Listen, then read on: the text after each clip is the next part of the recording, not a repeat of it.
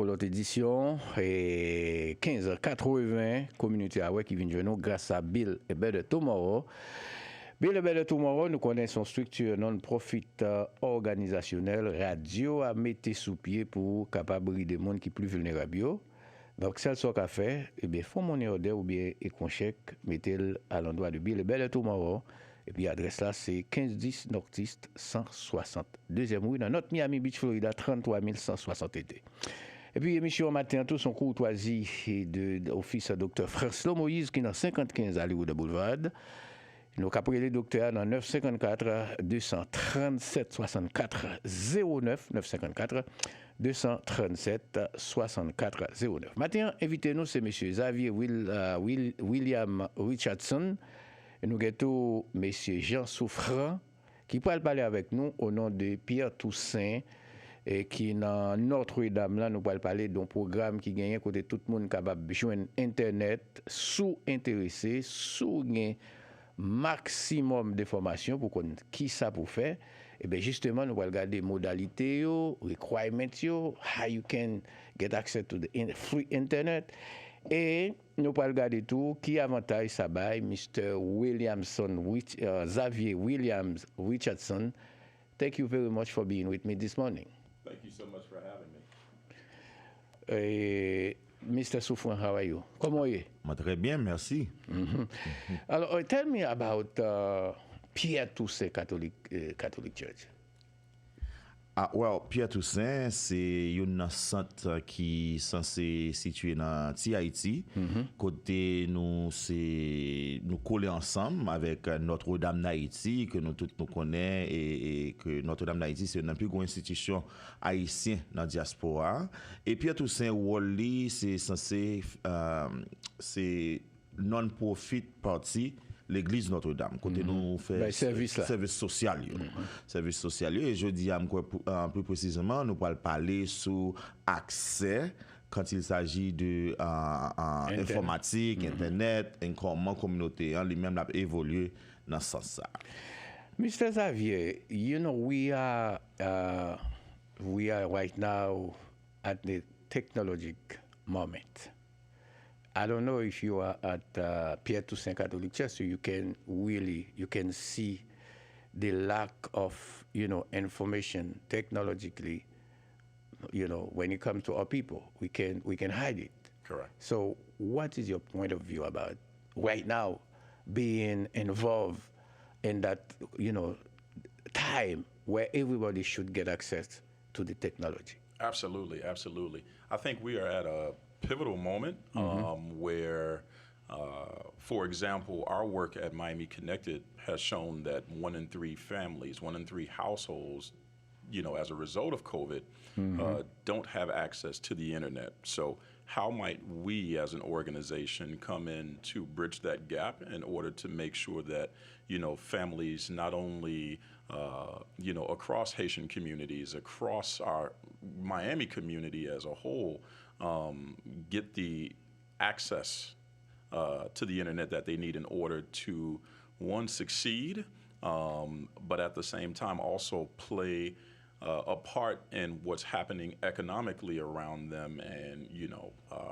create a future and a better life for their families. So, and the Catholic and the Pierre Toussaint, disons. So, tell me what type of structure that you have in place, to fill up that gap. So the Pierre Toussaint Leadership and Learning Center, as I mentioned earlier. Alors, Centre Pierre Toussaint, comme vous l'avez dit tout à l'heure, c'est une branche qui fait partie de non-profit pour l'église. Alors, ça que nous faisons, nous assurer que, même je vous dit tout à l'heure, nous-mêmes comme Haïtiens, nous toujours c'est presque dernier groupe là qui joue accès dernier camionnette là dernier camionnette dans toute bagaille tout ça qu'a fait et une chose qui était très important pour communauté c'est que grand pile compagnie qui a sorti tout partout qui a entré dans Miami et Miami qu'on y a développé comme un tech hub côté presque toute bagaille censée reliée à technologie et moun nou yo pas à niveau puis capable participer dans tout bon bagage ça yo qu'a fait. Alors Centre Pierre Toussaint nous gagnons ça l'école qui censé là pour capable aider un monde qui tout a gagné zéro capacité. Zero knowledge. Zero knowledge. Zero knowledge. Pour ta participer dans une classe que tu pour apprendre ça en computer. Si c'est partie computer, si c'est toute bagaille net, ou venir ou prendre classe gratis. Parce que pas seulement nous travaillons avec Miami Connected, nous sommes capables de accès à Internet, mais il faut qu'on ait qui sont computer avant que nous capable arriver dans niveau ça. So who gives the basics then before you get access to Miami Connected? So the basic, who gives the basics? That would be Pierre Toussaint. Pierre Toussaint, nous gagnons une classe que de basic. Moun nan te ka vin dans classe là, li pa jam ouais yon computer. C'est pour la première fois, la garder computer, la jouer à computer et puis la apprendre sa partie yoye et puis de là il est capable progresser pour aller dans l'autre niveau qui plus élevé et puis pour le cas comme si la rentrer dans des niveaux spécifiés pour apprendre Word, apprendre taper, apprendre faire différents bagages. Idéal c'est que moun ça qui peut être That's a tough job. It's a tough job. Mais ça que moi réalisé dans Bayo, c'est que moun sa lui-même li vinn rive à niveau côté le cas à l'appliquer pour un travail qui paye le plus comme. Yes. And as Xavier mentioned earlier, idéal c'est pour nous capable faire famille yo, élever famille yo pour travail l'argent qu'il a fait, yo capable supporter puis pas prendre une ou bien 3 jobs côté ti moun yo laisser à venir négliger. So it's all one connection between Miami connected. And what we do at So who's Miami Connected? So what is the difference between Miami Connected and, you know, you are the one who gives the basic, you know, tell me about the coordination. Who's that? Tell me about Miami Connected. Yeah, sounds good. So Miami Connected is an initiative designed to bridge the digital divide, right? We realize that this gap in terms of access to internet, digital skills, for example, in addition to our growing workforce here in South Florida, we realize that all of these are pressing problems. But we launched really to address the disparity that arose as a result of COVID. COVID brought to light, huge gaps in our community, in terms of children not being able to access the internet, complete homework. We literally saw kids across our community and their families parking in parking lots, trying to access hotspots from local businesses in order to complete schoolwork. That shouldn't be happening, right? So we said what we're going to do is create an opportunity where we provide internet for absolutely free to families who qualify. And that internet would be free for 2 years. It would be a sponsorship program where we take on literally the cost of the internet for 2 full years and, get families up and running and access, in order to access the internet. So who's behind the Miami Connected? Who's the boss? The government or is a private entity? Yeah, that's a great question. I mean, we are an initiative of the Miami Foundation. However, we do work in partnership with many entities across Miami-Dade County, from Miami-Dade County's office to Miami-Dade County Public Schools to ensure that we're bringing, these services en masse to families across our community. And then also, our extensions of ourselves in the community, in partnerships with nonprofit organizations like Pierre Toussaint. Well, you've been talking about the COVID. A lot of lessons have been learned from COVID. Yes. Even when you go to see a doctor, right now, you can talk with your doctor without even going physically to the clinic. Right. So if you don't know how to operate, get inside the technology, parts, that would be a big problem. Yeah, absolutely. And I mean, one thing that we have seen in terms of like our impact, right? You think about impact, in addition to, our over 75,000 families across our community that we've connected, we've also seen impact in the areas of, to that point, individuals being able to now access health care, through telehealth because of now having access to the internet and starting businesses, online businesses, and really just being empowered to live life and contribute to society, making sure that, again, having all of their needs met, All right, this question is for both of you. Culturally, all as, us as people, sometimes we have doubt when we should have access to some privilege. Sometimes we got doubt, is that true? It's so good to be true. What type of mechanism that you are putting in place, for people to get aware of that information, Miami Connected? What type of mechanism you put in place? Right, absolutely. So we use our website. For example, our website, www.miamiconnected.org. It's in multiple languages.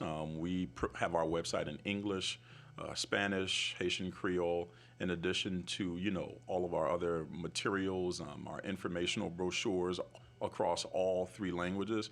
But I think most importantly, we partner with organizations that your listeners trust, right?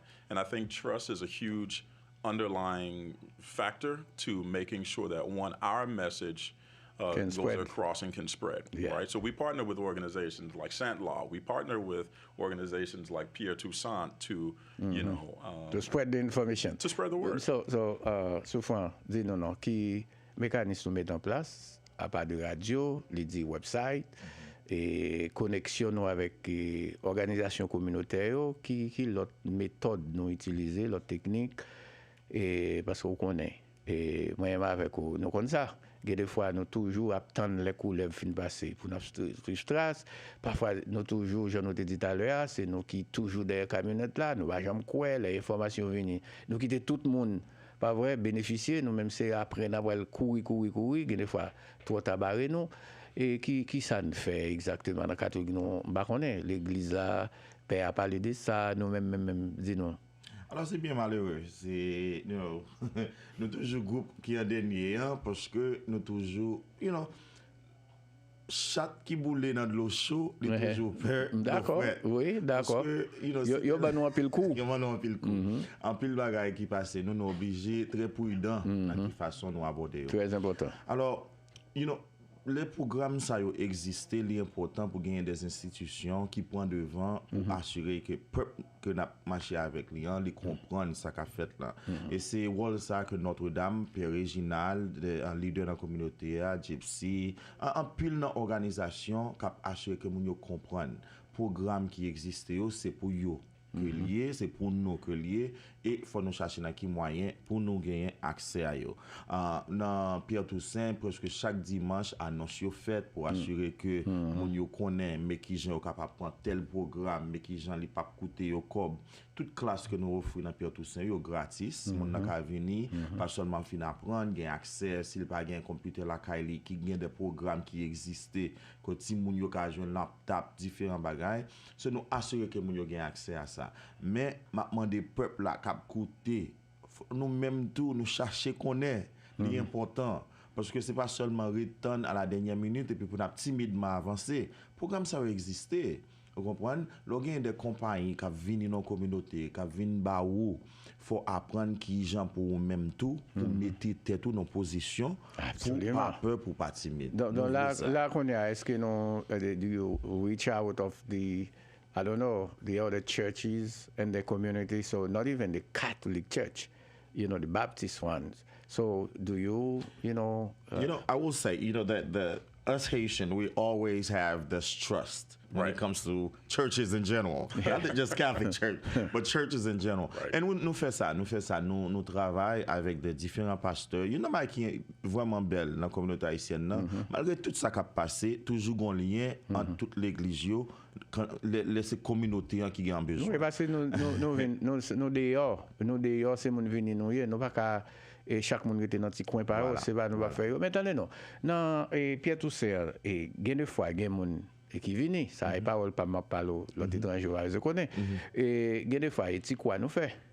et moi-même personnellement toujours adresser problème ça en termes de leadership communautaire pour que au moins et même si mon baguette pas arrivé dans un gros livre mais quand tu as écrit non et l'on écrit non devant ou pas connaître est-ce que bon me connaît dans niveau social yo et dénomination catholique là t'es toujours un petit genre avant dans question ça parce que c'est n'a suivi nous passer et alphabétisation nous passer et plusieurs structures que l'église catholique t'es toujours mettre en place mais qui j'en nous dans Pierre Toussaint quoi qui j'en nous adresser ça est-ce que nous adresser ou bien oui alors bien qu'on mentionné ça il y a un programme que nous gagnons en partenariat avec l'ENSE que nous gagnons l'école anglaise moun nan capable venir parce que imaginons qu'il y a des gens qui quittent la caillou, c'est pas eux même qui te voulaient.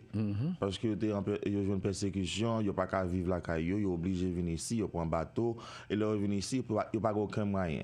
Et ça, on dit là, son programme qui très, son problème qui est très grave. Alors, avec par rapport nous pas qu'à honte de lui. Nous pas qu'à honte de lui parce qu'il existe. Oui. Alors, par rapport à l'ENSE. Et puis, c'est pas faute, non.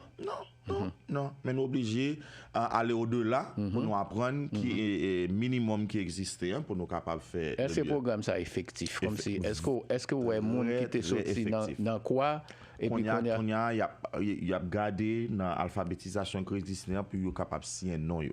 Ça sont bagage qui très efficace nous avons fait pendant des années et nous très fiers pour nous monde nous yo cap de jour en jour cap faire plus de développement. Ça c'est important. Yes, Mr. Xavier,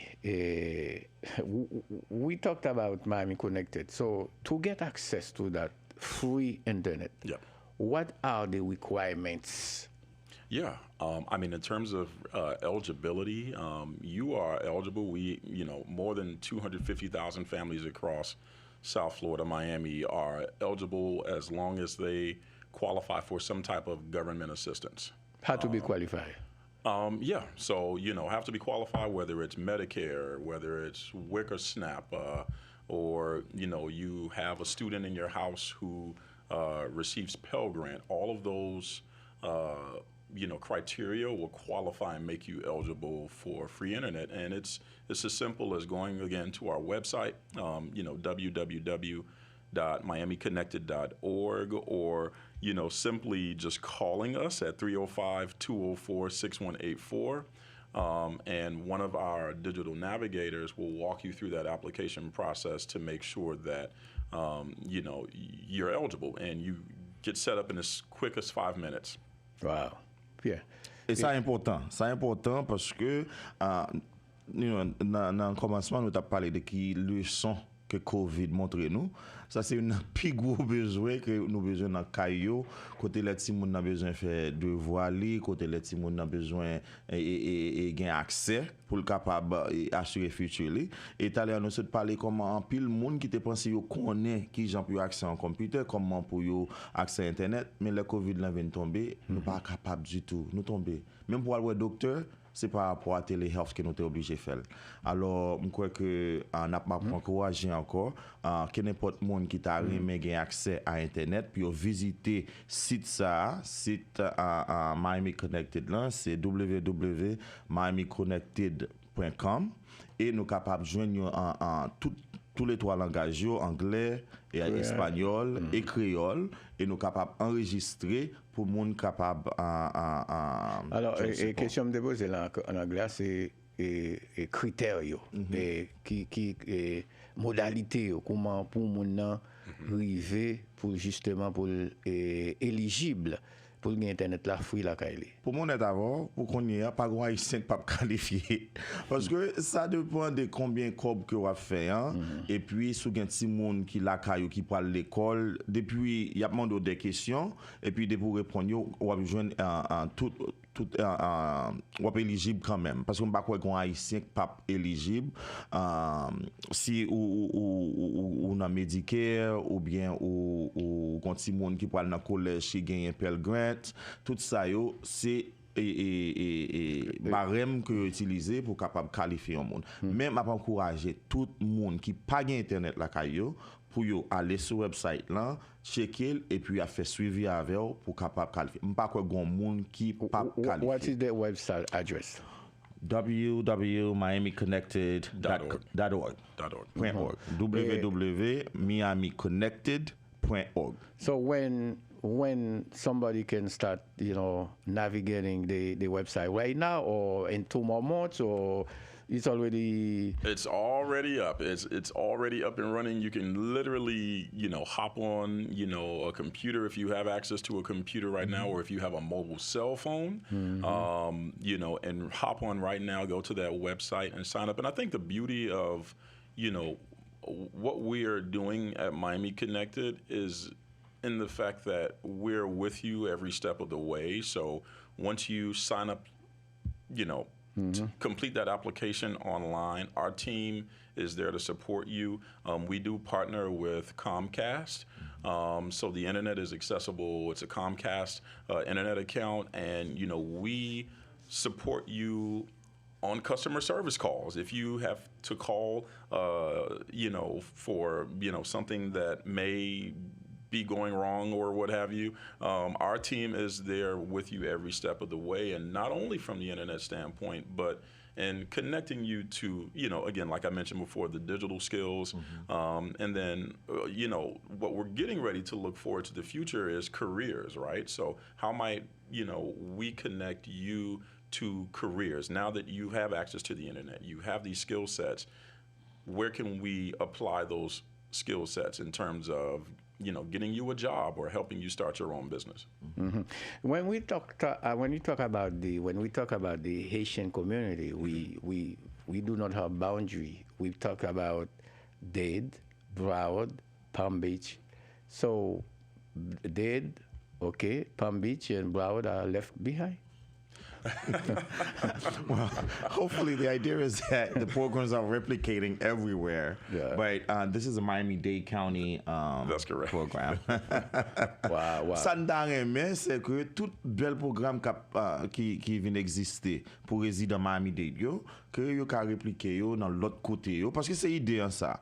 Parce que c'est idée en ça. Tout le monde qui vivre, yo doit vivre avec dignité et yo mérité pour yo gagner tout ça bon dans la vie. Alors, hopefully the other counties will follow.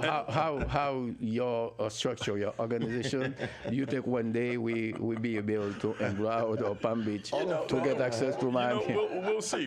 And I mean, the beauty is that, again, us working with Comcast as a corporation has dedicated themselves to making this initiative a nationwide initiative. So it's not, even though we're here in Miami, our organization, Miami Connected, is focused on serving Miami residents and, our county, Comcast does extend the opportunity through the Affordable Connectivity Program, or also known as the ACP program, which rolled out January of last year, making that a platform. So making sure that, families, regardless of where they are across our state, our county, or, neighboring counties, can still access internet at an affordable or reduced rate. You are listening to 1580 AM Community Hour, and we are talking with Mr. Richardson, Mr. Jean Soufflant from Pierre Toussaint Catholic Church. We'll be right back. Est-ce qu'on a besoin d'aide pour permis de construction? Côté Miami-Dade a fait ça bien facile. Recevoir conseil gratis sous besoin d'assistance petit business à propriétaire caille sorti lundi rive vendredi. Pour prendre un rendez-vous, visitez miamidade.gov/building. We realize that some conversations can be uncomfortable. Unfortunately, many have had to say goodbye to loved ones too soon due to COVID-19. Let's do our part to stop the spread and start feeling safer as we continue to live in our new normal. Through the Lauderhill Healthy You campaign, the City of Lauderhill has taken the initiative in advancing health literacy to protect, prevent, and respond to COVID-19.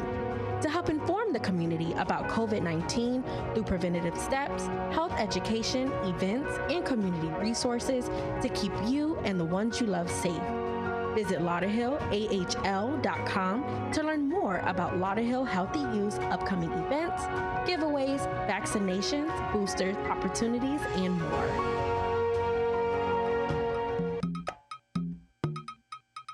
Build a Better Tomorrow, c'est une organisation qui est établie pour éduquer, nourrir et puis aider des petits mouns qui ont malnutrition. 100% l'argent nous ramassé aller directement dans le programme pour bailler ti moun manger et puis tout le monde qui dans staff nous a travaillé comme volontaire. Ça veut dire pas toucher you good. Avec distribution manger gratis chaque mois, nous déjà commencé à attaquer problème grand goût dans la communauté.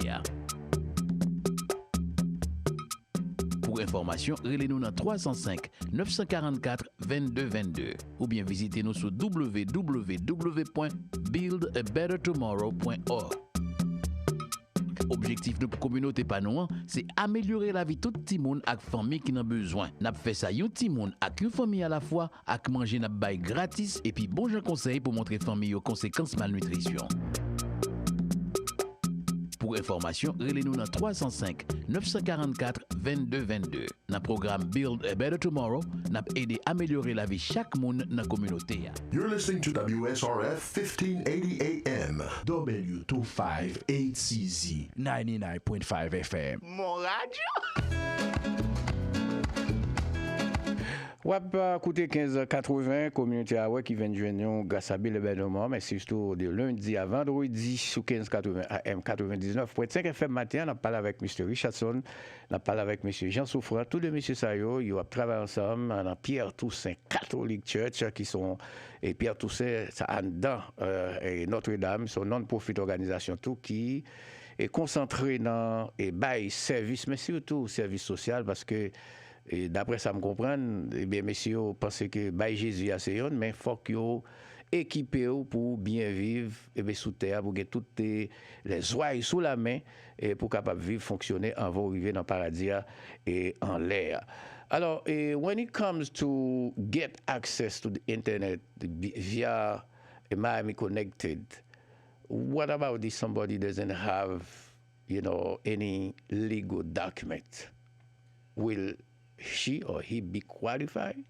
That's a great question. So when it comes to documentation, we do realize that that can come up. That issue can come up. So we do have two options. For qualifying, our Miami Connected application, which is free internet sponsored through us.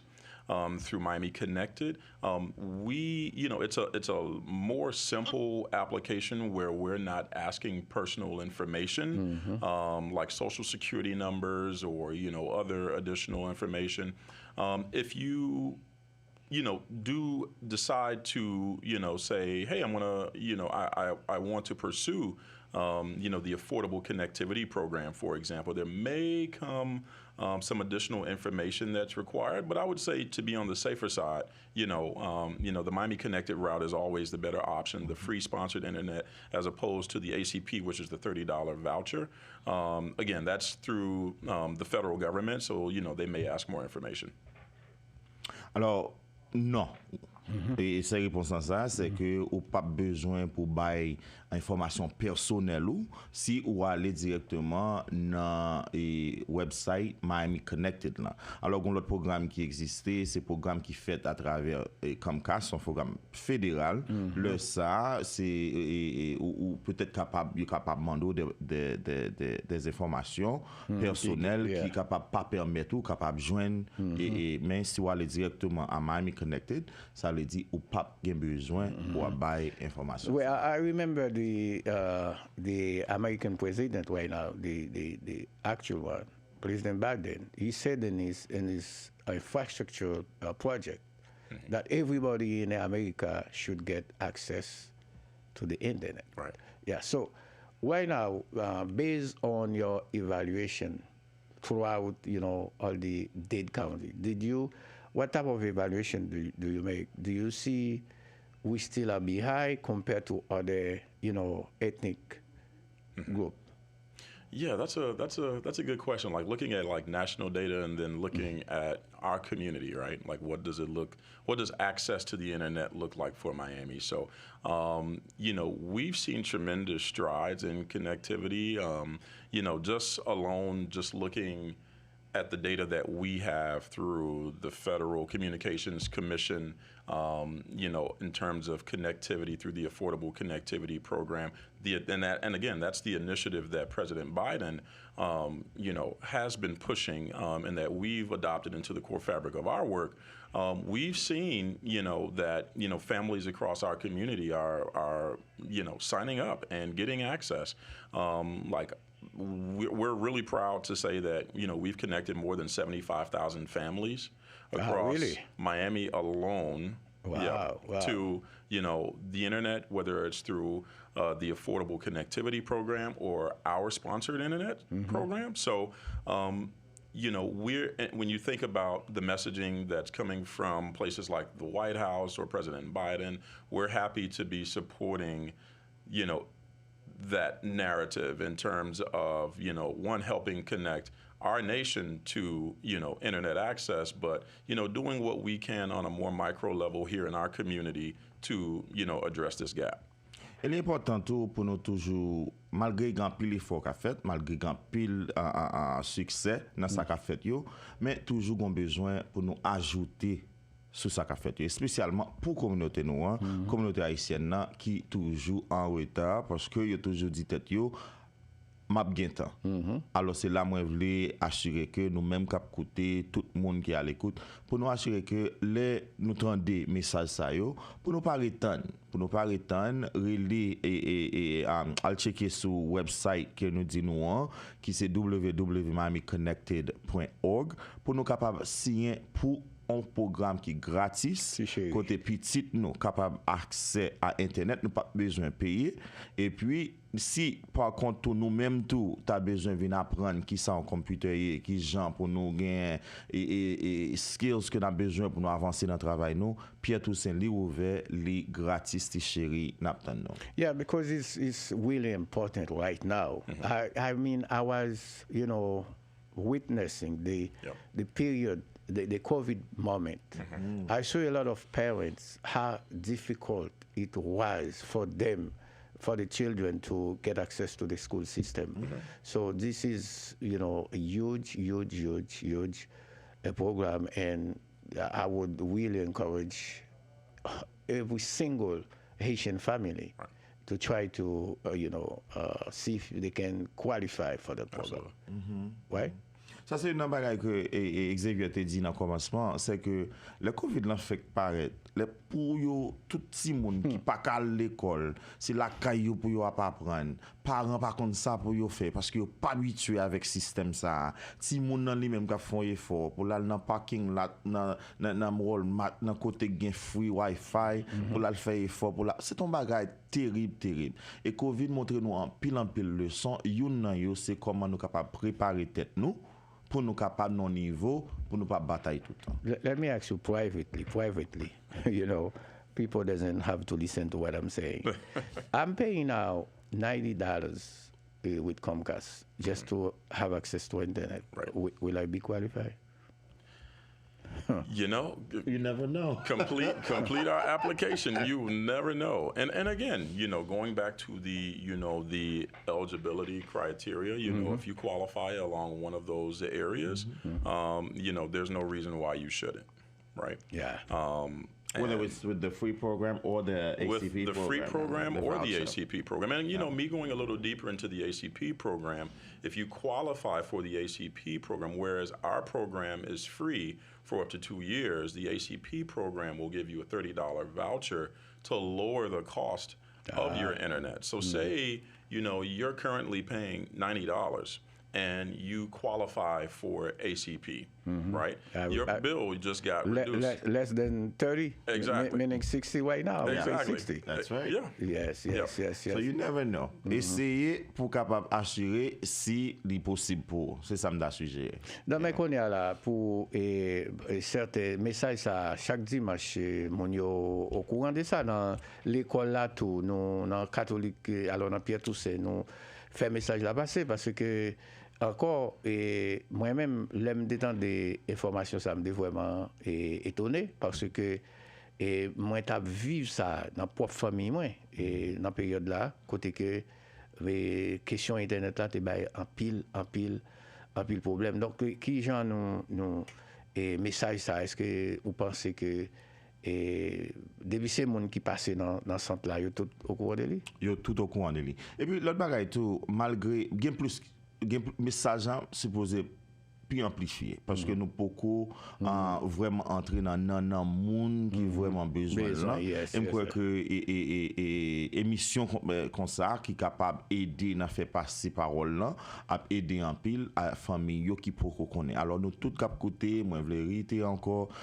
internet, nous capable joindre internet gratis, nous capable apprendre computer gratis. Alors par temps fait et passer dans centre Pierre Toussaint qui dans 130 nous 10 62 Street, relez-nous dans 305 751 38 80 et nous capable avoir plus d'informations pour comment ou même ou capable qualifier pour des programmes qui aider nous venir et côté nous aujourd'hui côté grand pile travail qu'on y a soit l'appliquer pour yo sous pas gagner basic skills yo forget it. No, I remember when I entered the country. I went to apply for some job, so they have to give me a sheet of paper. I need to have a pen, and if I could not, answer the question, fill out the application and very well. I can go with the paper to you, and then you can help me. But right now, no paper, no pen. Now you have to face the reality. Right. It's all done on a computer, so you have to be able for gagner même basic là pour connaître comment pour accès au computer. C'est important. Yeah, and it's as simple as powering a computer, like clicking the button to turn it on. Yeah. Or, like Gene said, clicking a mouse, or whether like it's you supporting your children in school with creating a PowerPoint. Like I have 2 daughters, and they come home with projects and homework that are all online now, and it's amazing.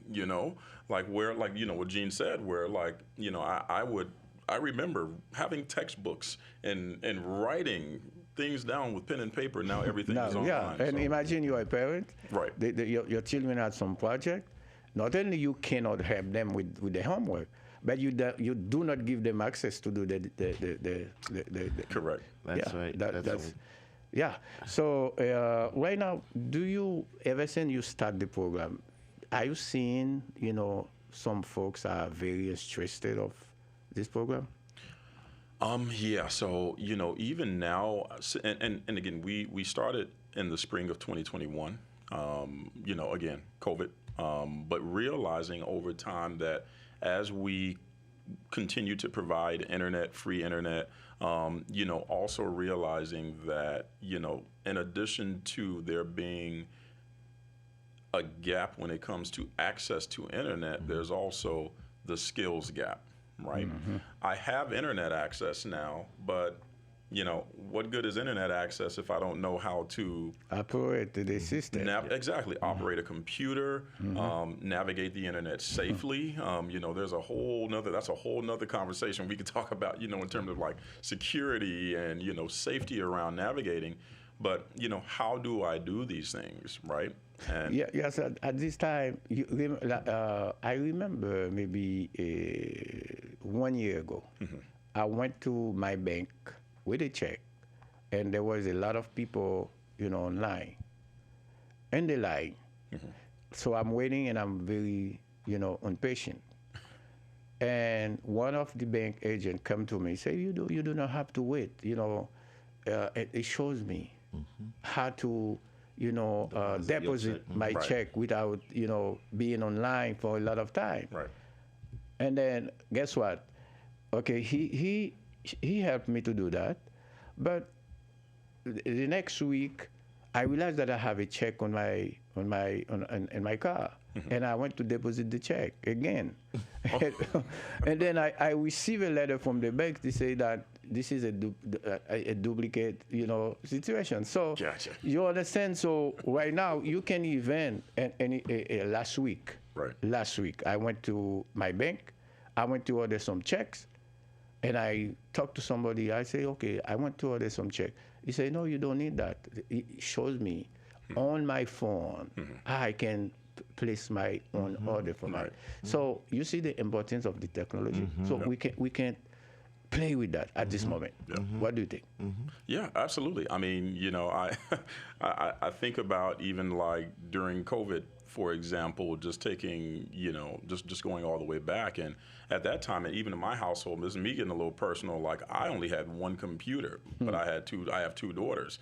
One was literally on a laptop. The other one was on my phone completing her homework, you know, and I'm sitting there like praying, like, please, like, let this work, you know, until, you know, again, I was able to get another computer and, you know, able to allow her to do whatever she needed to do. But, you know, again, it's really important that, you know,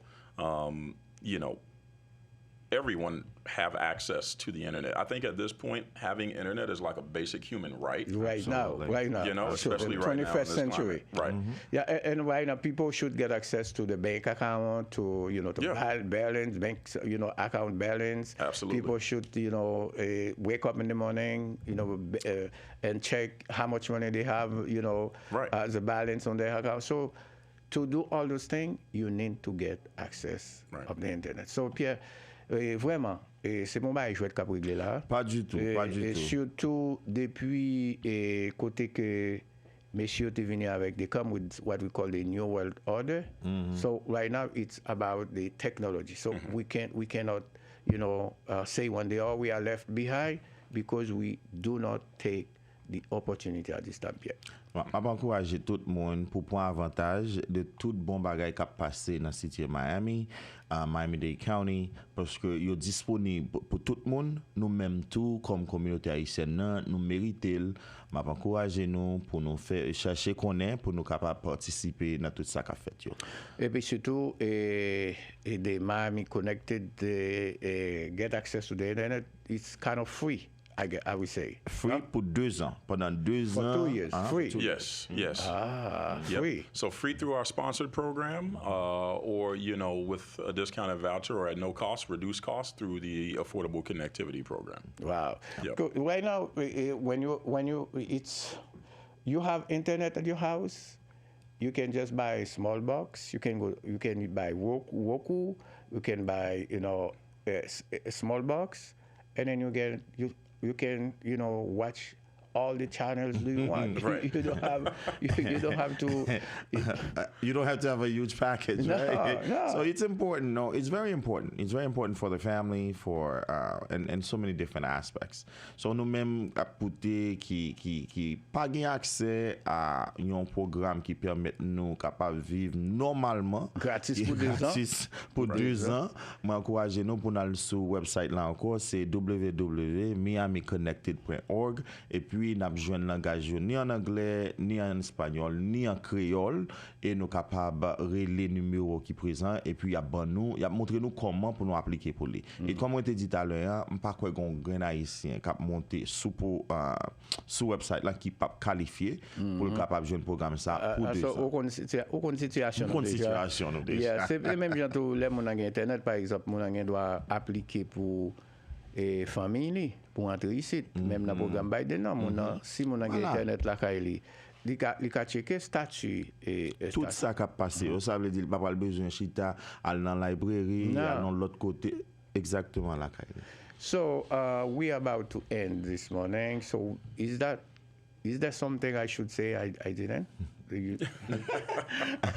non, dis merci pour opportunité ça, pour nous capable connecter à communauté haïtienne, à monde qui à l'écoute, qui branché sur 1580 AM. Nous dit merci à nous-mêmes tout qui te permettre moment ça passer, et n'a pas encouragé nous-mêmes pour nous toujours être branchés dans toute façon capable pour communauté nous capable toujours bénéficier de ça disponible pour nous.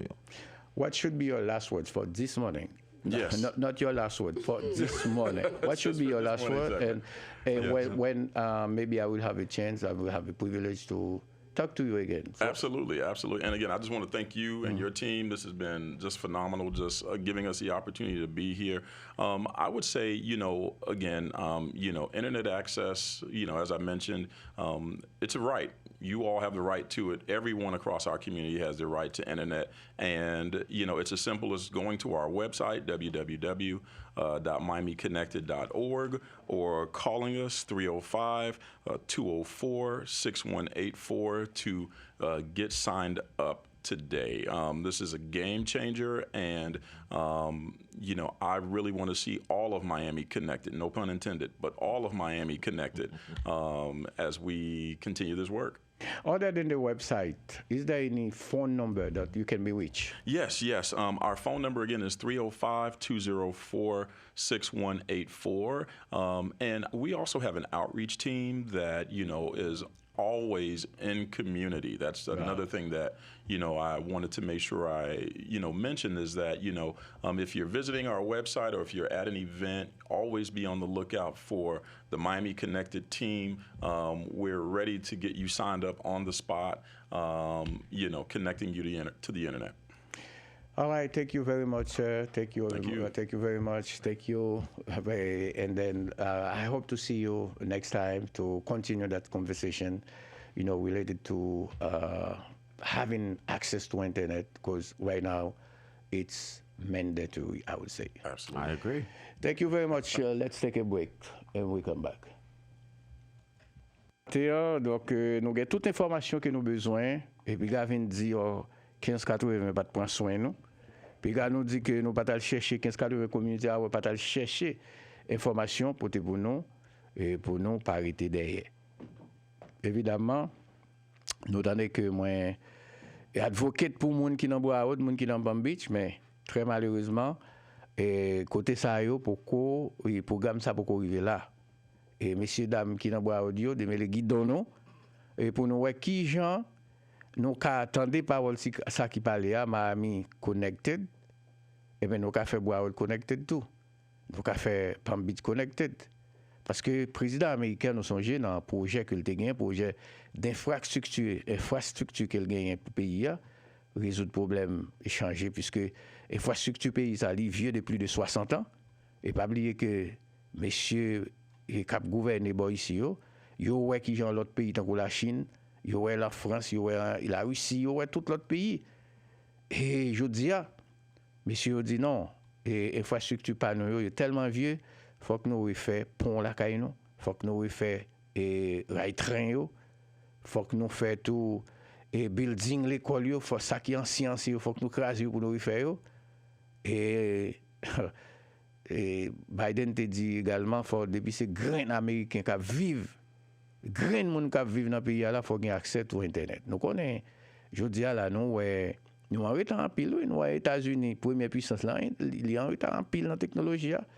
Ouais, même téléphone n'a servi à la n'a parlé de G5. Jusqu'à présent G5 là pourquoi fin bien chita. Tandis que la Chine qui est en lancé un satellite dans orbite pour il est travail sur G6 là. La Chine qui est travail pour en 2030. Il là on a rentrer la caillou, pas besoin de passer dans affaire immigration, pas besoin de passer non. Il y a un système de sécurité, il n'y a pas besoin de monde pour ça, cette technologie est extrêmement important. Il y a des parents qui attendent nous là, il faut que nous ayons internet dans le là. Pas ni créer comme ça pour nous garder. Si moun yo nous fait au grand monde avant l'heure pour qui ça? Parce que si moun des fois l'obligé sortir là con l'autre camarade li, il dit qu'il l'exposé à on l'autre qualité leadership familial tandis que vous même ou te gen droit et ben gen contrôle toute bagaille. Donc tout ça yo c'est 1580 comme avant-garde n'a veillé tout côté gen privilège, tout côté gen opportunité pour nous joindre yo parce que l'autant des amis en dit ba non fouya.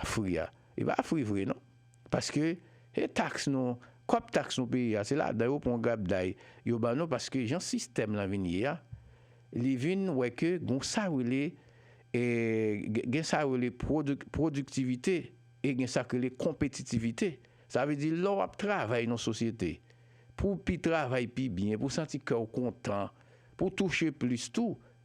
Et c'est dans ça nous est là. Et pas tant qu'au Haïti, là non banque bi fò nèg là ou bien non maison transfert ou bien wal non côté non centre de santé ouais mon c'est dans tikaï avec les bagages. Non, bah ça pas la mode encore. Depuis t'entendez parler de nouvelle ordre mondiale là, depuis les ça vous dit les hommes Sinon, l'autre côté nous pour aller, c'est une question de network.